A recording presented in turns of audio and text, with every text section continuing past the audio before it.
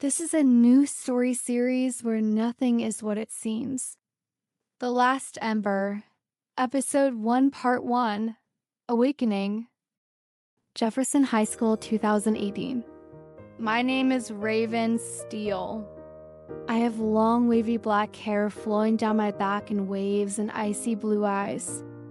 I was like any other teenager. I was a senior in high school, 17 years old, and popular. I had a picture-perfect high school life. Friends, a boyfriend, top grades in the school, and liked overall. This was true until I went to the makeout point with my boyfriend like what was expected by every couple in the school.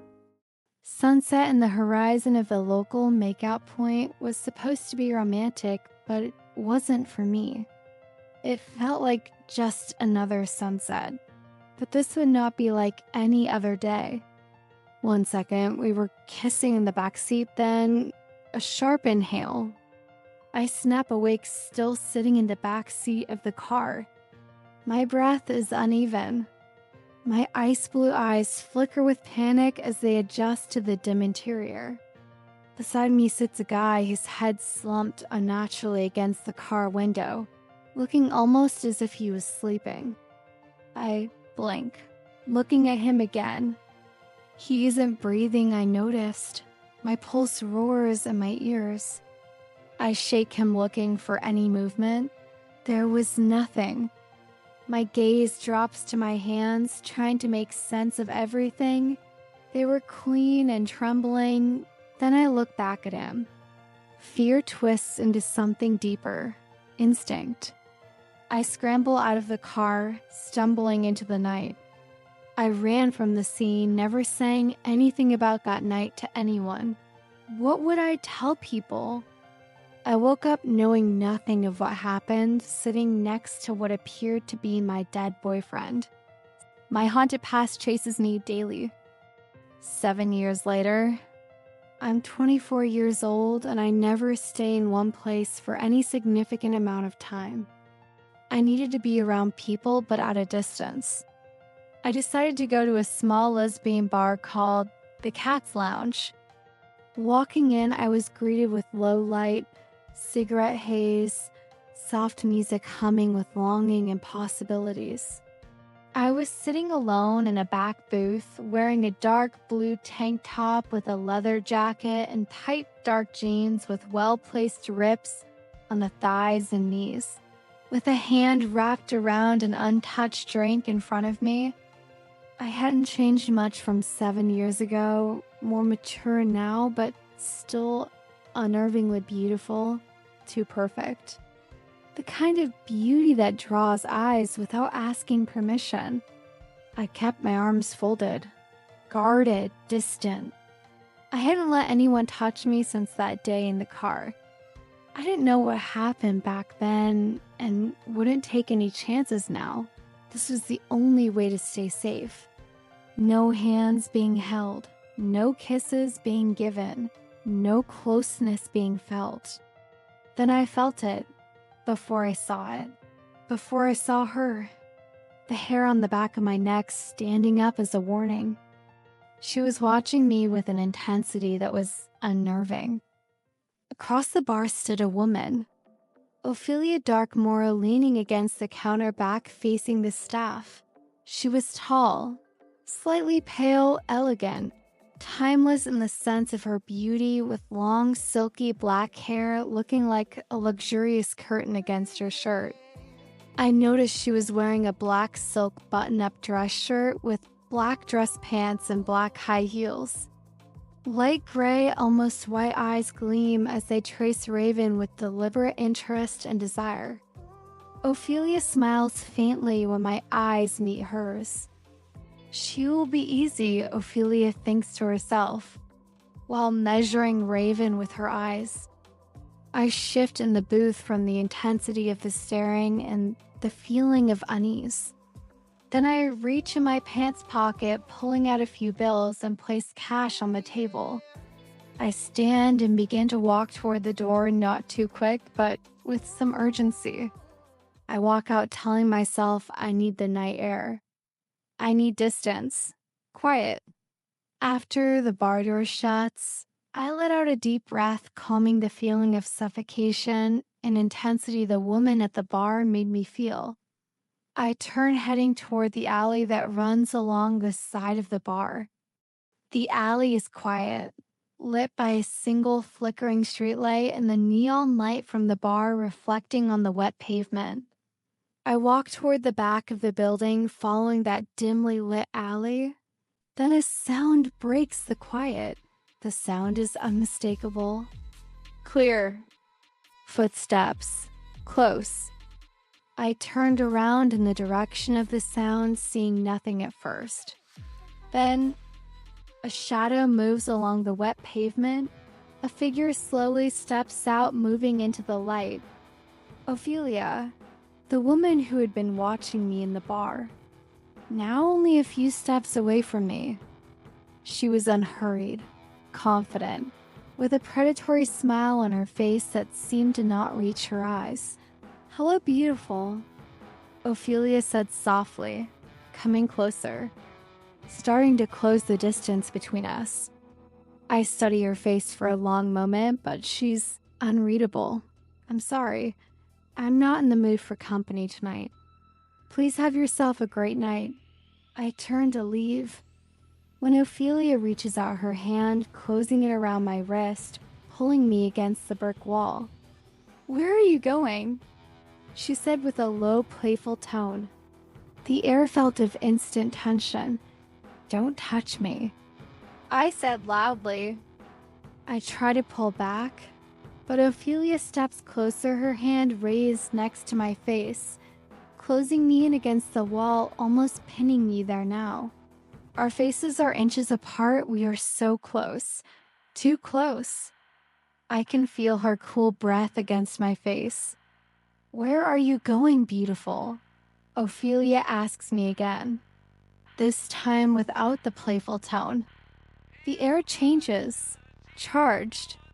Ophelia leans in, her lips brushing on my neck like a tease, and suddenly a sharp sensation.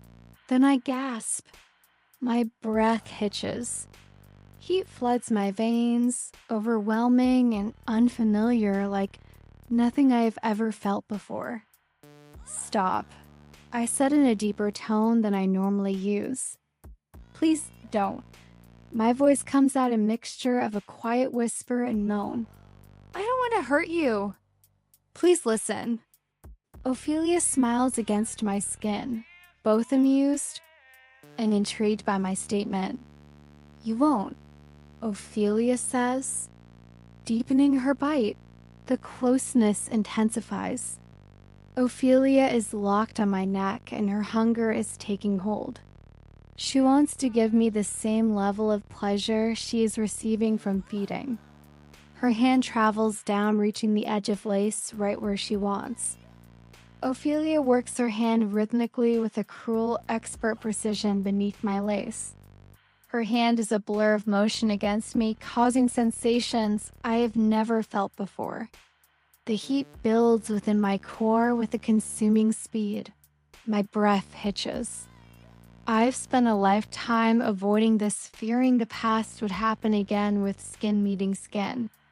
But Ophelia's touch is an avalanche breaking through every wall I ever built.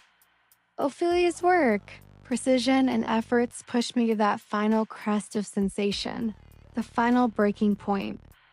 My breath quickens. My eyes begin to glow ice blue, brighter than before. The heat is building and radiating off of my skin. Something inside me stirs awake. Something hungry.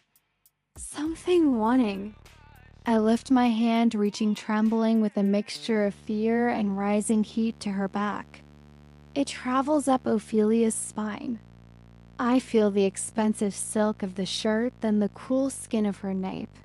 And finally, I fist my fingers deep into her long, black, silky hair, pulling back on it hard.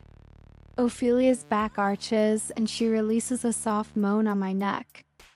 The terror in my face fractures, changing into pure indulgence as my breath hitches again, hitching until my breath stops entirely. My resistance falters, not from weakness, but from awakening, from want, from desire.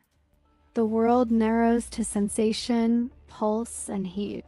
Everything else fades away. Then, as I reach my peak, I lunge toward Ophelia's neck. Ophelia stiffens. She pulls back slightly, confused.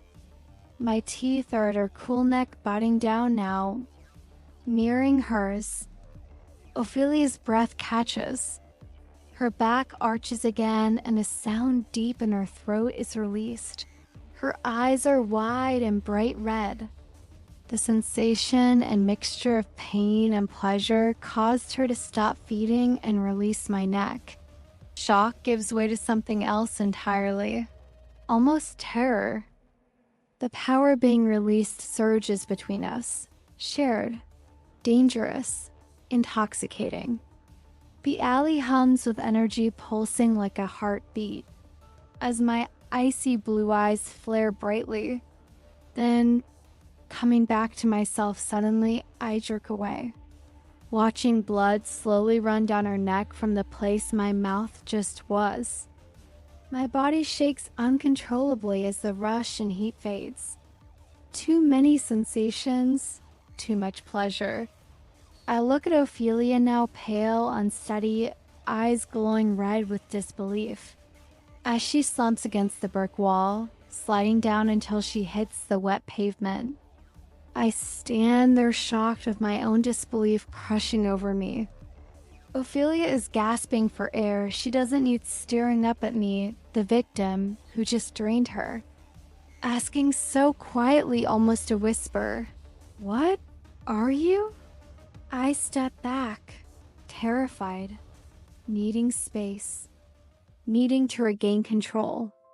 I look down at her, almost crying, voice shaking. "I'm sorry, I'm so sorry. I didn't mean to."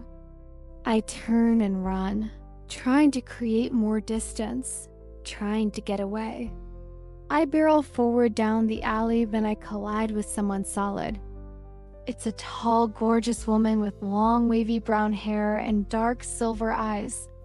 She steadies and catches me before I fall down effortlessly. She's striking, controlled, dangerous in a beautiful way. Like a beautiful, poisonous flower that looks breathtaking from a distance, but can take your life with a single touch. She reaches out and grabs my arm. "Are you okay, miss?" she asks sweetly. I don't answer. I can't answer. Thinking to myself, too much contact, too much everything. I don't want to hurt anyone else. So I pull back hard, freeing my arm, and begin running again, disappearing down the street into the night. The woman watches me go, her silver eyes narrowing with interest. "Was that you just now that I felt pulling me here?" she said low, continuing to watch Raven run. Ophelia standing now alone in the alley, shaken, not drained, not victorious, changed, completely curious and intrigued. She touches her neck, tracing slowly down to the healing bite mark that Raven left. With her eyes closed while biting her lower lip, remembering every moment and sensation. Then she smiles. Her eyes are bright red again now, with more than hunger in them. "I will see you again soon, beautiful," she says, watching Raven run. What is happening to me? Stay tuned for part 2. Will Raven get answers about herself, the woman from the bar, or the other woman who grabbed her?